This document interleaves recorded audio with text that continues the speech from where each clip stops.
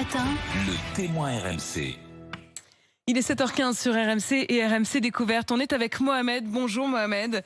Félicitations, vous avez 37 ans, vous êtes à Reims. On vous avait reçu en décembre dernier, vous étiez en plein combat. Je voudrais d'abord, avant de vous donner la parole Mohamed, qu'on rappelle votre parcours avec Louis. Mohamed est arrivé en France en 2007 dans le cadre de ses études. Titulaire de plusieurs diplômes, il n'arrive pas à trouver un emploi comme ingénieur et devient d'abord chauffeur-livreur avant de s'orienter vers la sécurité et l'événementiel. Son épouse, de nationalité algérienne, le rejoint. Le couple a un enfant, il a besoin d'argent, alors Mohamed cumule jusqu'à 3 emplois en CDI la semaine et en CDD les week-ends.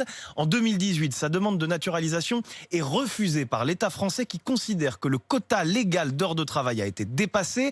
Mais la médiatisation de son histoire a poussé le gouvernement à réexaminer son cas. Marlène Schiappa l'avait d'ailleurs dit publiquement sur Twitter. Et finalement, lundi, Mohamed, vous êtes officiellement devenu français. Mohamed, on avait partagé votre combat, on vous avait donné la parole et ça y est, vous avez obtenu lundi la nationalité française. D'abord, qu'est-ce que ça vous fait? Comment vous avez vécu ce moment?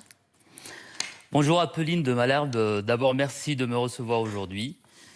Une immense joie, un honneur et surtout un soulagement. Un soulagement après avoir été, en effet, presque, on vous faisait le reproche de trop travailler. Est-ce que vous allez pouvoir maintenant presque trouver le job qui correspond aussi à votre formation, puisque c'était ça votre difficulté? Tout à fait, exactement. Maintenant, j'ai déjà commencé à postuler afin de trouver un travail en adéquation avec mes diplômes obtenus ici en France. Tout à fait. Vos diplômes d'ingénieur, concrètement, votre nouvelle vie, vous la vivez comment du coup? C'est merveilleux, je pense que j'ai pas les mots pour décrire ça, mais c'est plus qu'une fierté. Parce que pour moi, l'octroi de la citoyenneté française n'est pas seulement une formalité administrative, elle est avant tout un acte fort, symbole d'adhésion aux valeurs de la République, à ses lois et à son destin. Maintenant, je me sens plus libéré et avoir plus de responsabilité justement de donner le meilleur de moi-même. Vous le vivez comme un symbole ? Je l'espère d'ailleurs et j'espère que cette histoire aussi fera néanmoins faire bouger les lignes en haut justement parce qu'il y en a plein qui sont dans le même cas que moi et que le fait de travailler un peu plus ne sera pas pénalisant ou un motif d'ajournement pour des candidats à la citoyenneté française. À savoir, maintenant, on a plus besoin des gens, surtout plus que jamais en ce moment, des gens qui partagent les valeurs du travail.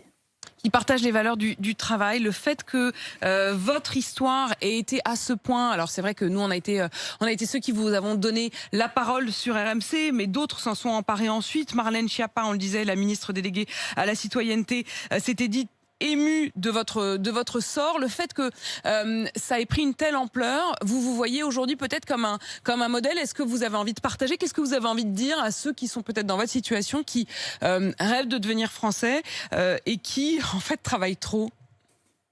Justement, il faut toujours garder l'espoir et aller au bout de leur démarche.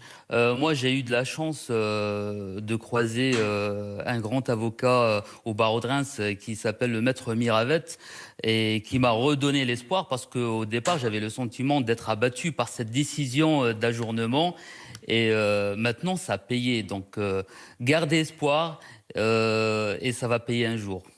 Félicitations en tout cas, félicitations Mohamed et merci. D'être venu témoigner ce matin. Il est 7h19. RMC, 6h-8h30, Apolline Matin.